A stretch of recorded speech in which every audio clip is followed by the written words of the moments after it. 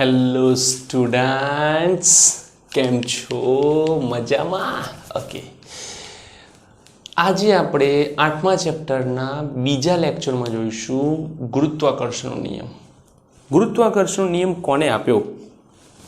Right, Newton બાબાએ. મસ્ત એવા ઝાડ નીચે બેઠા હતા અને અચાનક સફરજન નીચે પડ્યું તો ખાવાની જગ્યાએ એમને નિયમ આપી દીધો અને આપણે ભણવો પડે છે. ઓકે, તો એ સફરજન પડ્યું તો એમને એવું લાગ્યું કે આ ત્રાંસું કેમ ના ગયું, આ આડું કેમ ના ગયું, આ ઉપર કેમ ના ગયું, આ નીચે પડ્યું તો સીધું જ કેમ પડ્યું. ક્વેશ્ચન્સ, બહુ બધા પ્રશ્નોને સમજ્યા જાણ્યા પછી એમને કેટલાક નિયમ આપ્યા અને એ નિયમની મદદથી આખો એક નિયમ તારવ્યો અને એને નિયમને કહેવાય છે ન્યૂટનનો ગુરુત્વાકર્ષણનો સાર્વત્રિક નિયમ. આ સાર્વત્રિક નિયમ એટલે શું થાય? તો સાર્વત્રિક નિયમનો મતલબ છે કે તે સમગ્ર બ્રહ્માંડ માટે સાચો છે, બધે જ પ્રવર્તે છે.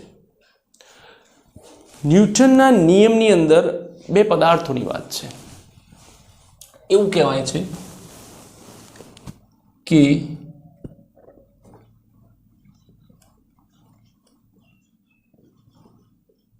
વિશ્વમાં રહેલા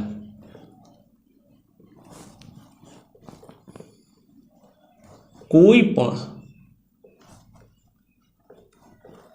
બે પદાર્થો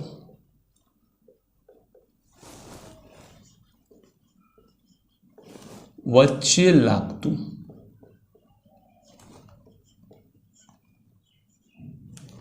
આકર્ષણ બળ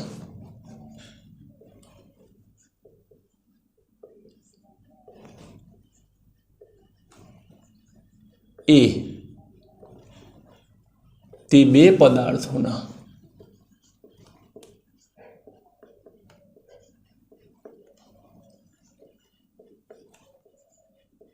દળોના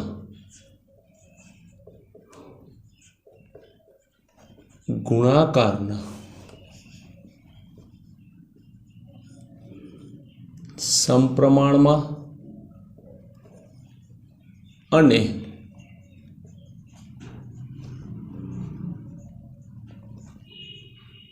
તેમની વચ્ચેના અંતરના વર્ગના વ્યસ્ત પ્રમાણમાં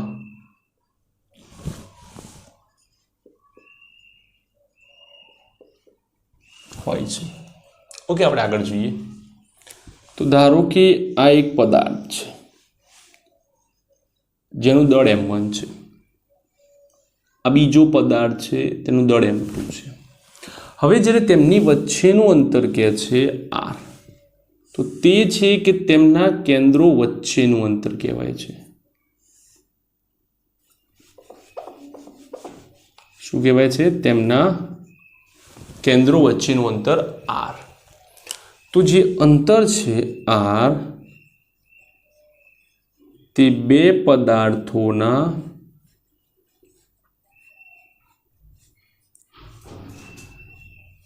કેન્દ્રો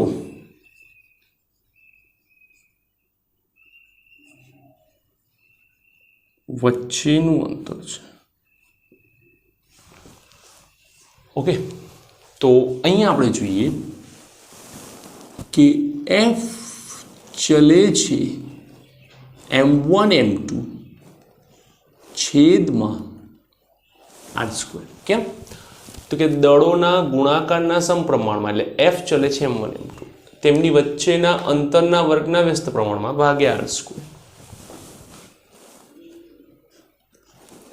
f is equals to g m1 m2 by r², જ્યાં g ને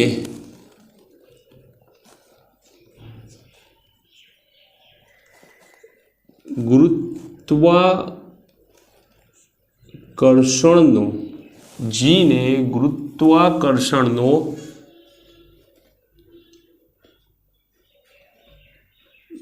સાર્વત્રિક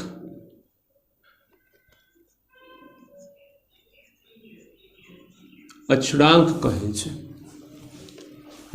જીની કિંમત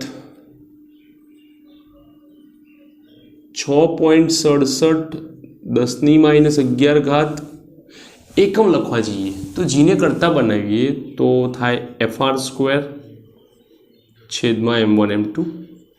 F એટલે ન્યૂટન, R એટલે મીટર, છેદમાં 2 વખત કિલોગ્રામ છે તો કિલોગ્રામ સ્ક્વેર. એમના પારિમાણિક સૂત્રની ચર્ચા કરીએ તો પહેલા ન્યૂટન લખી દઈએ m1 L1 T-2 metre square 2 ને 1 3 ભાગ્યા કિલોગ્રામ સ્ક્વેર -1. તો આ થાય એમનું પારિમાણિક સૂત્ર. જી એક અદિશ રાશિ છે, અચળાંક છે, અદિશ રાશિ છે. ગુરુત્વાકર્ષણનો સાર્વત્રિક અચળાંક છે, અદિશ રાશિ છે. કેટલીક વાતો તમારે ધ્યાન રાખવાની છે અહીંયા. એક તો આ જે બળ છે તે ગુરુ અંતરીય બળ છે. કેવું છે? ગુરુ અંતરીય એટલે કે લાંબા અંતર માટે આ બળ લાગે છે. ત્યારબાદ યુનિવર્સલ છે, સાર્વત્રિક છે, વિશ્વ બધી જ જગ્યાએ લાગે છે. આ બળ માત્ર ને માત્ર આકર્ષણ પ્રકારનું છે. ઓકે, ગુરુઅંતરીય છે, આકર્ષિત છે, સાર્વત્રિક છે અને સાથે સાથે મૂળભૂત બળોમાં તેનો સમાવેશ થાય છે અને મૂળભૂત બળોમાં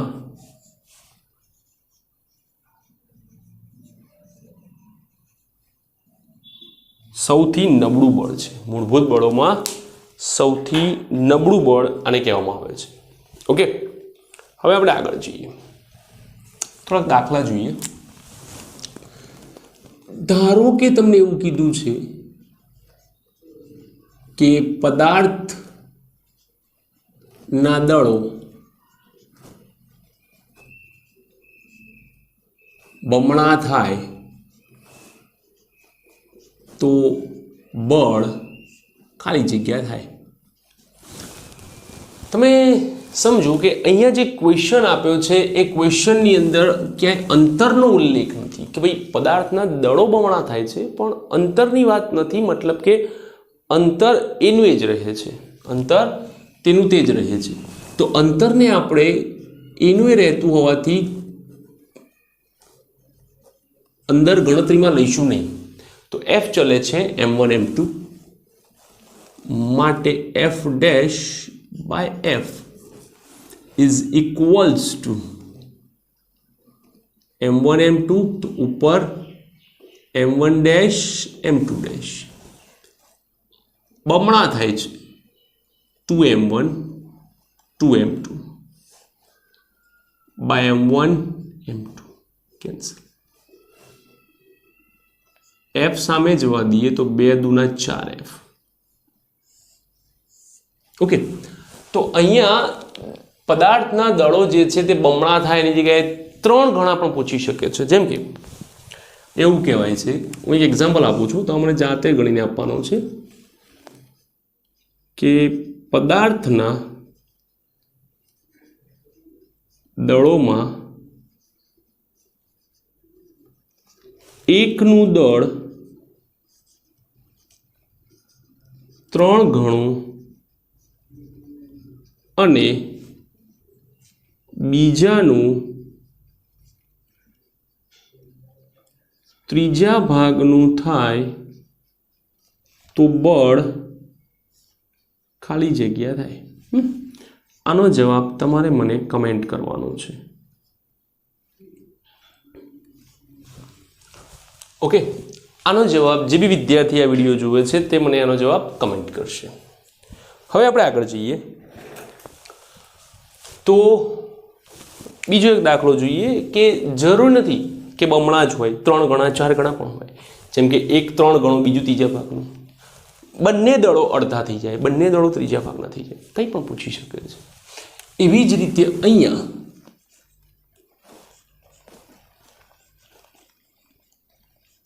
પદાર્થના દળોમાં 10% વધારો થાય તો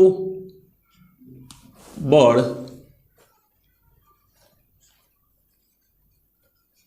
ખાલી જગ્યા થાય, તો બળ ખાલી જગ્યા થાય. તો અહીંયા પણ અંતરની કોઈ ચર્ચા નથી કરી, માટે m1 m2 f dash by f1 m1 m2 m1 dash m2 dash. જ્યારે પણ ટકાવારીનો દાખલો તમે જુઓ ત્યારે પ્રારંભિક કિંમતોમાં 100 જ લેવાની. 100 શરૂઆતના દળ m1 m2 100. નવું બળ શોધવાનું. હવે 10%નો વધારો થાય છે, ઓલરેડી 100 છે, એમાં 10નો વધારો થાય તો 110. 110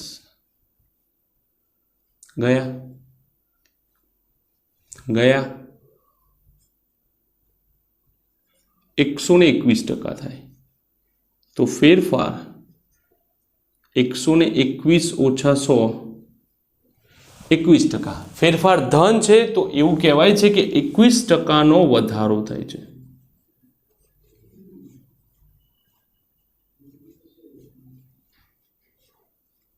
શું થાય છે? 21%નો વધારો થાય છે. તો આ રીતે તમે આ પણ ગણી શકો છો. ઓકે, તો ફટાફટ આટલું લખી લો, પછી આપણે આગળ જોઈએ.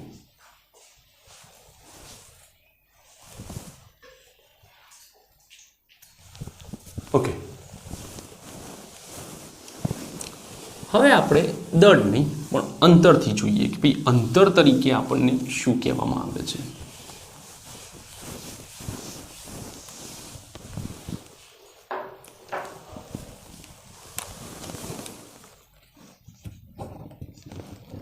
જો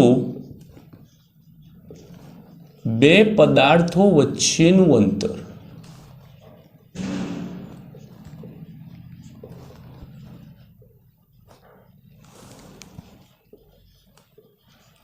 ત્રીજા ભાગનું થાય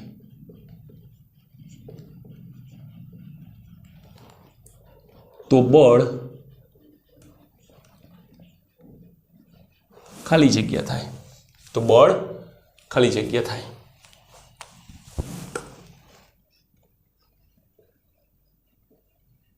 એફ ચલે છે m1 m2 F dash by F. હવે m1 m2 તો ચલે છે, કરી દીધા છે આપણે આંધળી મૂળ ડોટ મૂકીને, પણ આપણને તો ખબર પડી કે આપણે તો અંતરમાં ફસાયેલા છીએ. તો એ વખતે તમારે m1 m2 ની જગ્યાએ r² લેવાનું, આંધળી ડોટ મૂકવાની નથી. હવે વ્યસ્ત સંબંધ છે તો ડેશ ઉપર છે તો ડેશ નીચે આવશે, એફ ઉપર છે તો આર ઉપર નીચે, આર એફ નીચે છે તો આર ઉપર આવશે. હવે આપણે જોઈએ જૂનું અંતર આર, જૂનું બળ એફ, નવું બળ એફ ડેશ, નવું બળ r/3. ચલો 3 ઉપર જવા દો.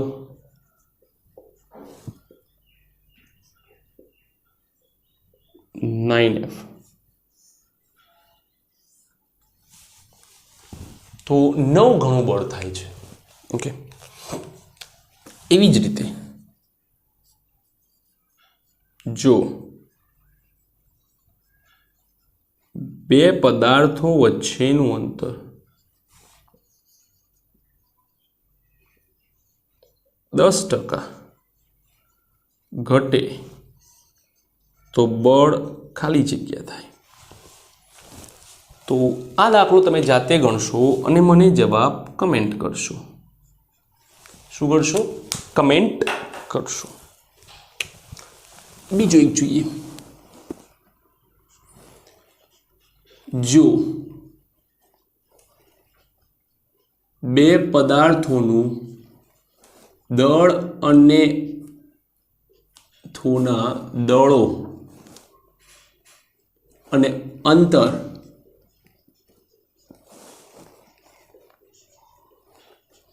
ત્રણ ગણા થાય તો બળ ખાલી જગ્યા થાય. બધું જ ત્રણ ગણું કરી નાખ્યું.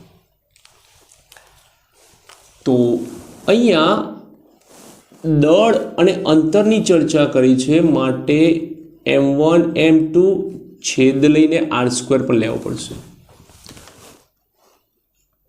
f dash by f is equals to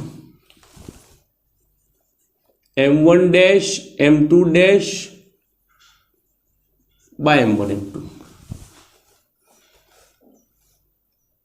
ભાગ્યા સ્ક્વેર. સંબંધ વ્યસ્ત છે તો r dash r. હવે શરૂઆતનું દળ જે છે તે m1 છે m2 છે એનું ત્રણ ગણું 3m1 3m2. શરૂઆતનું અંતર r છે, અંતિમ અંતર ત્રણ ગણું 3r. Cancel cancel cancel. 3 તરી 9, 3 નો વર્ગ 9. f dash by f is equals to 1. f dash બરાબર f. એટલે કે અહીંયા બળમાં કોઈ જ ફેરફાર થતો નથી. તો આ છે તમારા ગુરુત્વાકર્ષણના નિયમ માટેનો અદિશ સંબંધ અને અદિશ સંબંધ પ્રમાણે એના દાખલા. ઓકે, હવે આપણે જોઈએ છીએ તેના માટેનો સદિશ સંબંધ. એ પહેલાં આખું લખી લો. ચલો,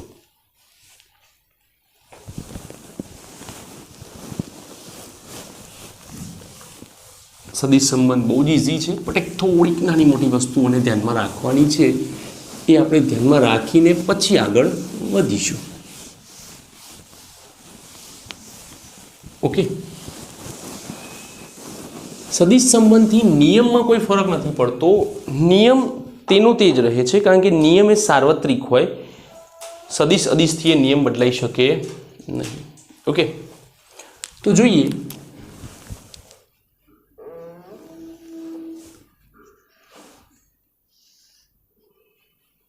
x, a y, a z.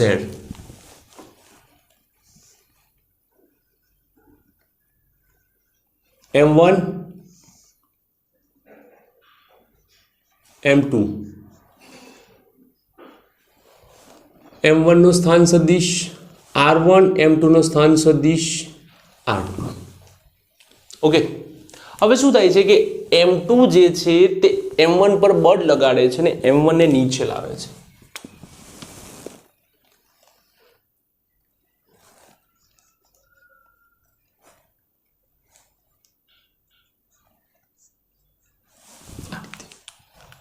Okay, તો જોઈએ કે દળ m1 પર દળ m2 દ્વારા લાગતું બળ, આને કહેવાય છે F12. એક પર બે વડે લાગતું બળ F12 એને કહેવાય Gm1 m2 છેદમાં r12 square. Okay, not okay. કેમ? કારણ કે અહીંયા જમણી બાજુ અને ડાબી બાજુ બેલેન્સ થતી નથી. જમણી બાજુમાં મૂલ્યો છે, ડાબી બાજુમાં મૂલ્યો પ્લસ દિશા છે, મૂલ્ય ઉપરાંત દિશા છે, જ્યારે જમણી બાજુ દિશાનો કોઈ ઉલ્લેખ નથી. જમણી બાજુએ દિશા ખૂટે છે ને જ્યારે પણ દિશા ખૂટે ત્યારે તમારે શું કરવાનું? એકમ સદિશ લેવાનો. કેમ એકમ સદિશ? કારણ કે તમારે ખાલી દિશા જોઈએ છે. દિશા નાખતા મૂલ્યમાં બદલાવ ના આવવો જોઈએ. દિશા નાખવાથી મૂલ્યમાં બદલાવ આવવો જોઈએ નહીં. તો મૂલ્ય ક્યારે ના બદલાય? જ્યારે 1 ગુણાય. તો એકમ સદિશનું મૂલ્ય કેટલું હોય છે? 1. તો 1 ને જ્યારે કોઈ પણ અંક સાથે ગુણીએ તો એના મૂલ્યમાં કોઈ ફરક પડતો નથી. એટલા માટે જ્યારે આપણને માત્ર દિશાની જરૂર હોય છે ત્યારે આપણે એકમ સદિશ જ ઉમેરીશું. આ રીતે R12. ઓકે,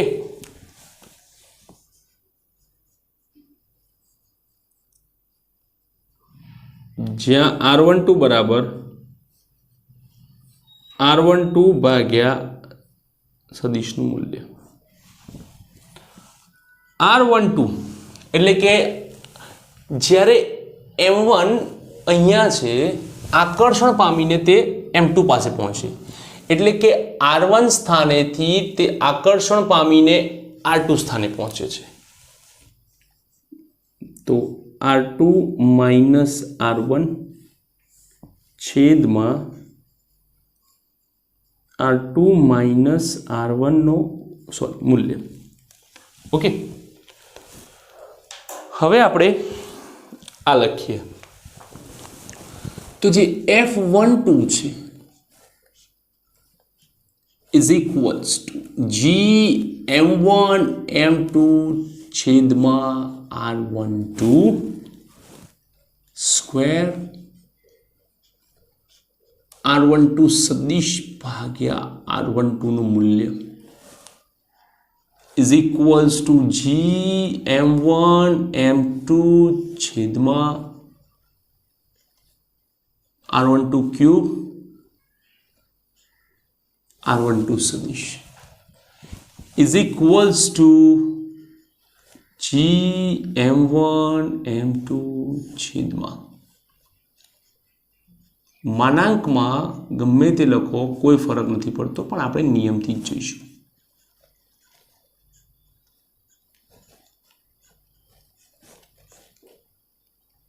સમીકરણ નંબર 1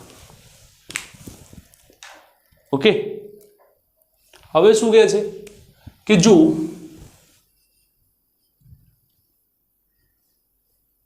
M2 પર M1 વડે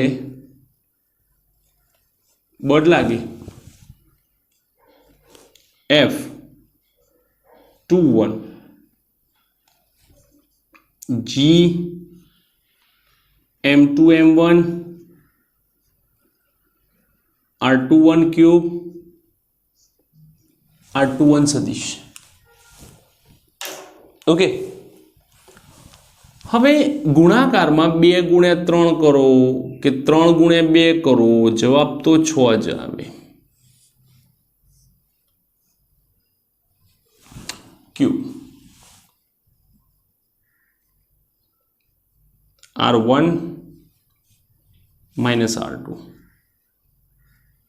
R1 minus R2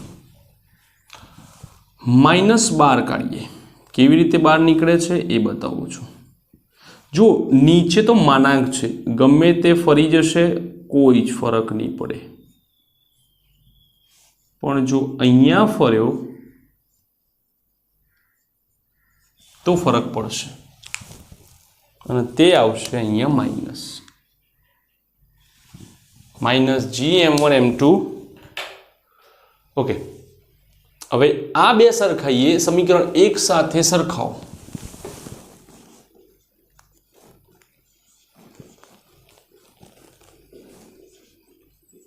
તો ખબર પડે કે F21 is equals to minus F12 થાય કેવી રીતે આખે આખું આવી રહ્યું છે અને આના બરાબર શું છે F12 તો આની જગ્યાએ F12 minus as it is ચલો માનાંક લઈએ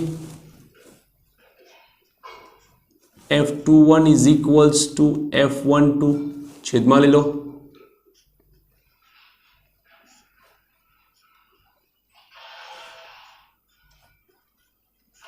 is equals to 1 is equals to 1 થાય છે ઓકે તો આમ એકબીજા દ્વારા લાગતા બળોનો ગુણોત્તર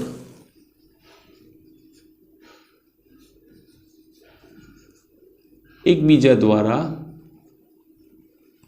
લાગતા બળોનો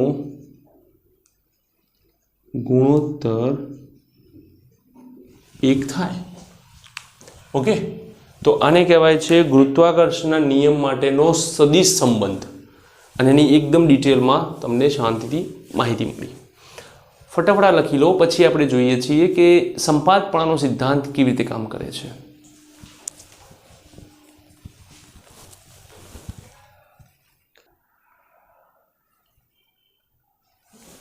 ચલો સંપાતપણાનો સિદ્ધાંત જોઈએ. સંપાતપણાના સિદ્ધાંતમાં સર શું હોય?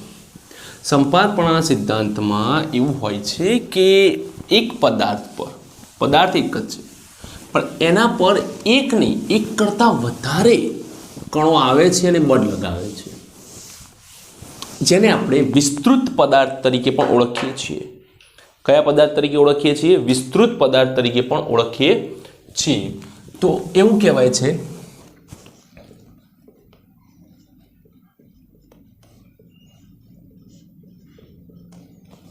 કે સંપાતપણાનો જે સિદ્ધાંત છે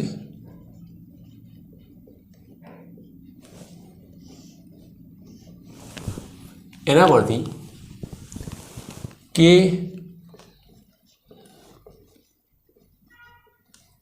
એક પદાર્થ પર એકથી વધુ પદાર્થ અથવા તો કણો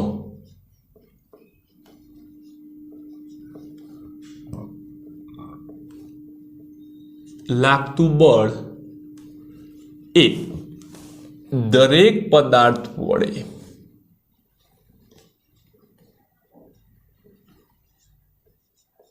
લાગતા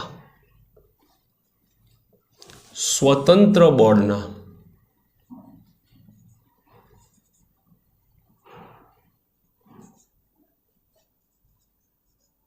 સદિશ સરવાળા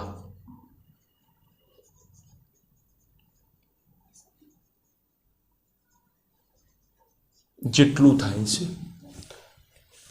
તો અહીંયા આપણે એક પદાર્થને સમજીએ કે ધારો કે આ એક પદાર્થ છે M1, બીજો કોઈ પદાર્થ અહીંયા છે M2, ત્રીજો કોઈ પદાર્થ અહીંયા છે M3, ચોથો કોઈ પદાર્થ અહીંયા છે M4. ઓકે, તો M1 પર કોણ કોણ બળ લગાવે છે? તો કે M2 લગાવે છે, M3 લગાવે છે, M4 પણ લગાવે છે, બધા જ એના પર બળો લગાવે છે. તો M1 પર લાગતું બળ F1 બરાબર F12, F13, F14 જો બીજા હોત તો આપણે આગળ જાત. G M1 M2 R12 નો ક્યુબ R12 સદિશ plus G M1 M3 R13 નો ક્યુબ R13 નો સદિશ G M1 M4 R14 નો ક્યુબ R14 સદિશ. ધારો કે તમારે ક્યુબ નથી લેવો, સ્ક્વેર લેવો છે તો તમે લઈ શકો છો. તો એ વખતે તમારે અહીંયા સદિશની જગ્યાએ એકમ સદિશ બતાવવો પડશે. જે તમને અનુકૂળ આવે એ લઈ શકો છો. મેં બંને તમને આપ્યા, તમારે જે લખશો એક્ઝામમાં બંને સાચા છે, ગણતરી માટે પણ બંને સાચા છે. ઓકે, હવે જેમ આપણે આગળ વાત કરી તેમ કે જો આ જે અંક છે એ બદલાઈ જાય, આગળ પાછળ થાય તો નિશાની પણ બદલાઈ શકે છે. G M1 M2 R21 square R21 caret, G M1 M3 R31 square R31 caret minus G M1 M4 R41 square R41 caret. તો આને આપણે સંપાતપણાના સિદ્ધાંત તરીકે ઓળખીએ છીએ કે જેની અંદર 1 વડે 2 પર લાગતું બળ એ સ્વતંત્ર બળ, 3 વડે 1 પર લાગતું બળ સ્વતંત્ર બળ, 4 વડે 1 પર લાગતું બળ સ્વતંત્ર બળ. આ દરેકે દરેક સ્વતંત્ર બળોનો સદિશ સરવાળો લેવાનો આવે છે એને કહેવાય છે સંપાતપણાનો સિદ્ધાંત અથવા તો વિસ્તૃત પદાર્થ પર લાગતું બળ અથવા તો વિસ્તૃત પદાર્થ પર લાગતું બળ. હવે એક વાત યાદ રાખો, કવચ જે અંદરથી કેવી હોય, પોલી. એ કવચની અંદર જો કોઈ કણ રહેલો છે, પાર્ટિકલ છે, કવચનું દળ કેપિટલ M છે, તો અંદર રહેલ કવચની અંદર રહેલા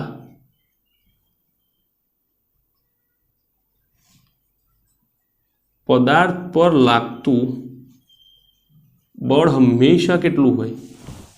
શૂન્ય હોય. કવચની અંદર જો કોઈ પદાર્થ મૂકવામાં આવે છે તો તે પદાર્થ પર લાગતું બળ હંમેશા કેવું હોય છે? શૂન્ય. પૃથ્વી વડે નહીં, આ કવચ વડે જ. ઓકે, તો આ છે તમારો ગુરુત્વાકર્ષણનો નિયમ, જેમાં બધું જ ડિટેલમાં જોયું, કેટલાક ન્યુમેરિકલ પણ જોયા જે તમારે આગળ ઉપયોગમાં આવે એવા છે. ઓકે, તો અહીંયા આપણે લેક્ચર પૂરો કરીએ. Thank you for watching this video, અને ગમે તો લાઈક કમેન્ટ કરો. ઓકે, લખી લો.